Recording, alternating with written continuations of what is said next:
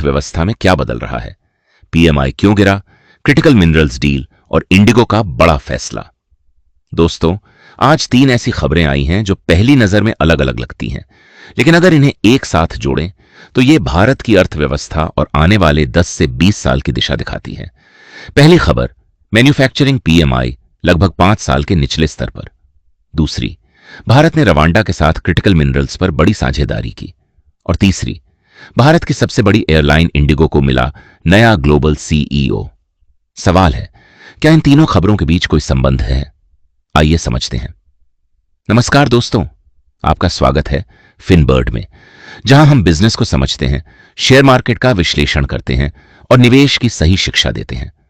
हमारा उद्देश्य सिर्फ खबर बताना नहीं, बल्कि उसके पीछे का बिजनेस और निवेश का अवसर समझाना है। पार्ट 1, मैन्युफैक्चरिंग पीएमआई क्यों गिरा। सबसे पहले बात करते हैं मैन्युफैक्चरिंग पीएमआई की। जुलाई में भारत का मैन्युफैक्चरिंग पीएमआई घटकर 53.5 पर आ गया, जो लगभग 5 वर्षों का सबसे निचला स्तर है। लेकिन घबराने की जरूरत नहीं है, क्योंकि पीएमआई अभी भी 50 से ऊपर है, यानी मैन्युफैक्चरिंग अभी भी बढ़ रही है, बस उसकी रफ्तार धीमी हुई है। इसके पीछे मुख्य वजह नए ऑर्डर्स की धीमी वृद्धि और कमजोर मांग रही। निवेशकों के लिए संदेश, इसका मतलब यह नहीं कि भारत की अर्थव्यवस्था कमजोर हो गई है, बल्कि यह संकेत है कि आने वाले महीनों में मांग और उत्पादन पर नजर रखना जरूरी होगा। पार्ट 2, लेकिन सरकार क्या कर रही है? यही दूसरी खबर महत्वपूर्ण हो जाती है। भारत ने रवांडा के साथ ट्रेड और क्रिटिकल मिनरल्स कोऑपरेशन को मजबूत करने की दिशा में कदम बढ़ाया है। सवाल है, क्यों?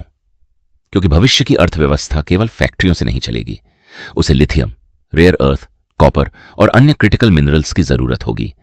ईवी, एआई, डिफेंस, सेमीकंडक्टर और रिन्यूएबल एनर्जी जैसे सेक्टर इन्हीं पर निर्भर हैं।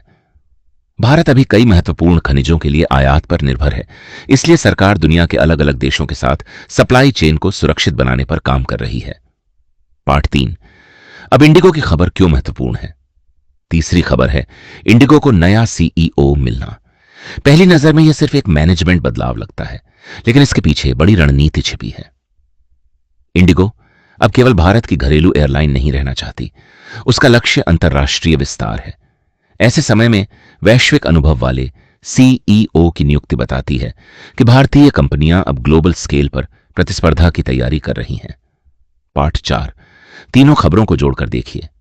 अगर इन तीनों खबरों को एक साथ देखें तो एक स्पष्ट तस्वीर सामने आती है। पीएमआई बताता है कि वर्तमान में ग्रोथ की रफ्तार थोड़ी धीमी हुई है। क्रिटिकल मिनरल्स पार्टनरशिप बताती है कि सरकार भविष्य के उद्योगों की नींव तैयार कर रही है।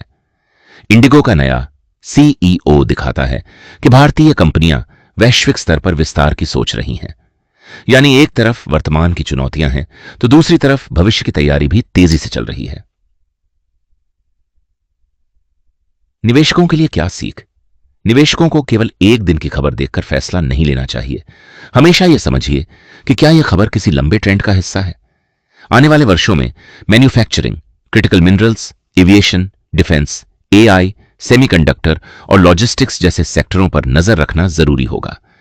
लेकिन किसी भी कंपनी में निवेश करने से पहले उसकी कमाई, कर्ज, कैश फ्लो और वैल्यूएशन का विश्लेषण जरूर करें।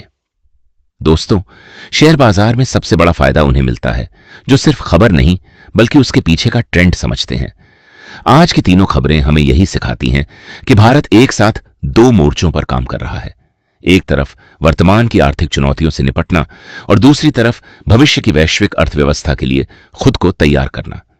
यही बदलाव आने वाले वर्षों में कई नए निवेश अवसर भी पैदा कर सकता है। अगर आपको यह विश्लेषण पसंद आया हो तो वीडियो को लाइक करें, फिनबर्ड को सब्सक्राइब करें और बेल आइकन जरूर दबाएं। यहां हम रोज ऐसी खबरों का विश्लेषण करते हैं जो आपके निवेश के फैसलों को बेहतर बना सकती हैं। मिलते हैं अगले वीडियो में।